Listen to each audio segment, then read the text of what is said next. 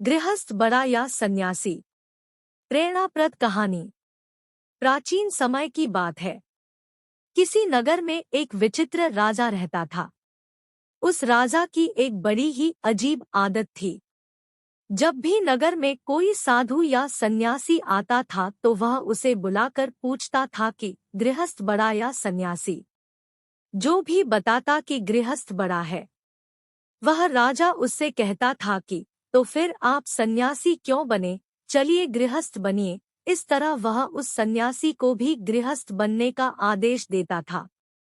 जो बताता कि सन्यासी बड़ा है, वह उससे प्रमाण मांगता था। जो यदि वह प्रमाण न दे सके तो वह उसे भी गृहस्थ बना देता था। इस तरह कई संत आए और उन्हें सन्यासी से गृहस्थ बनना पड़ा।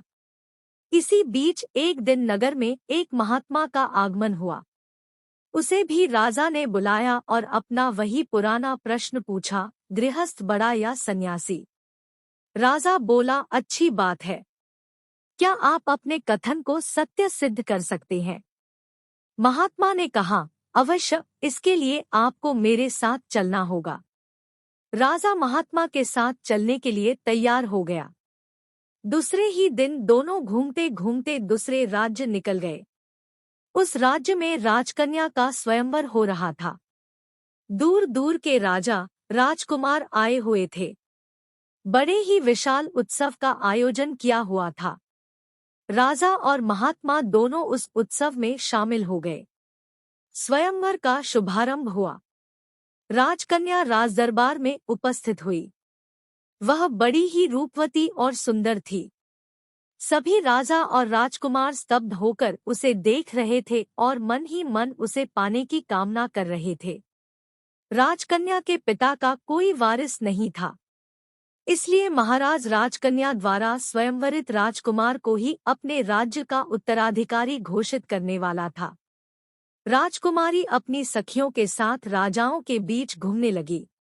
वहां उपस्थित सभी राजाओं को देखने के पश्चात भी उसे कोई पसंद नहीं आया। राजा निराश होने लगे। राजकुमारी के पिता भी सोचने लगे कि स्वयंवर व्यर्थ ही जाएगा, क्योंकि राजकुमारी को तो कोई वर पसंद ही नहीं आया। तभी वहां एक तेजस्वी सन्यासी का आगमन हुआ। सूर्य के समान उसका चेहरा कांति से चमक रहा था। तभी राजकुमारी की दृष्टि उस युवा सन्यासी पर पड़ी। देखते ही राजकुमारी ने अपनी वरमाला उसके गले में पहना दी। अचानक हुए इस स्वागत से वह युवा सन्यासी अचंभित हो गया। उसने तुरंत वस्तुस्थिति को समझा और तत्क्षण उस माला को अपने गले से निकालते हुए कहा, हे देवी, क्या तुझे दिखता नहीं? मैं एक सन्यासी हूँ। मुझसे विवाह के बारे में सोचना तेरी भूल है। तभी राजा ने सोचा, लगता है यह कोई भिखारी है जो विवाह करने से डर रहा है। उन्होंने अपनी घोषणा दोबारा दोहराई, हे युवक, क्या तुम्हें पता भी है, मेरी पुत्री से विवाह करने के बाद तुम इस संपूर्ण राज्य के मालिक हो जाओगे। क्या फिर भी तुम मेरी पुत्री का परित्याग करोगे? सन्यासी बोला, राजन, मैं सन्यासी हूँ और विवाह करना मेरा धर्म नहीं है। आप अपनी पुत्री के लिए कोई अन्य वर देखिए। इतना कहकर वह वहां से चल दिया। किंतु वह युवक राजकुमारी के मन में बस चुका था। उसने भी प्रतिज्ञा की कि मैं विवाह करूंगी तो उसी से, अन्यथा अपने प्राण त्याग दूंगी। इतना कहकर वह भी उसके पीछे पीछे चली गई। वह राजा और महात्मा जो यह वृतांत देख रहे थे, उनमें से महात्मा ने कहा, चलो हम भी उनके पीछे चलकर देखते हैं क्या परिणाम होता है।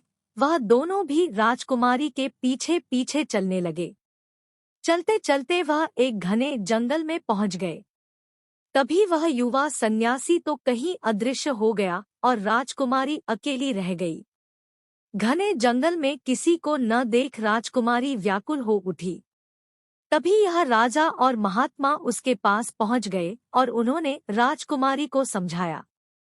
यह दोनों उसे उसके पिता के पास छोड़ने के लिए ले जाने लगे।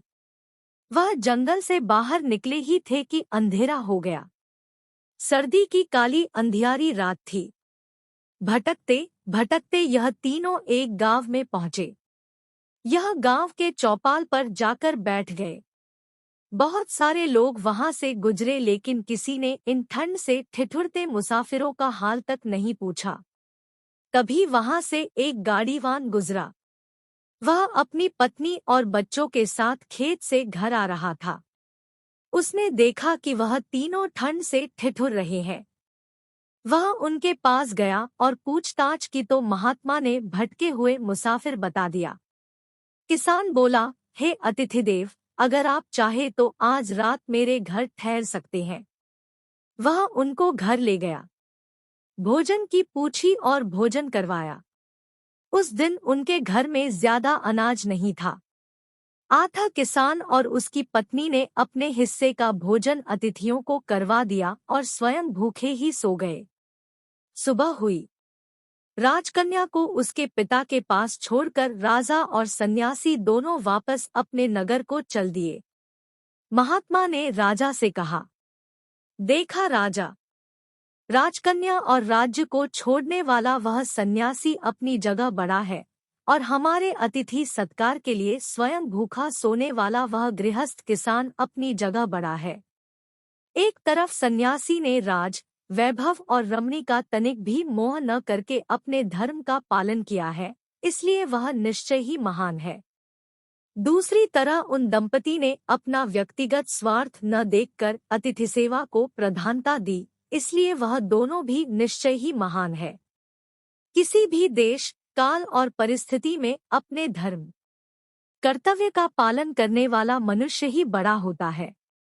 फिर चाहे वह गृहस्थ हो या सन्यासी, कोई फर्क नहीं पड़ता। इस तरह महात्मा ने अपनी बात को सत्य सिद्ध किया।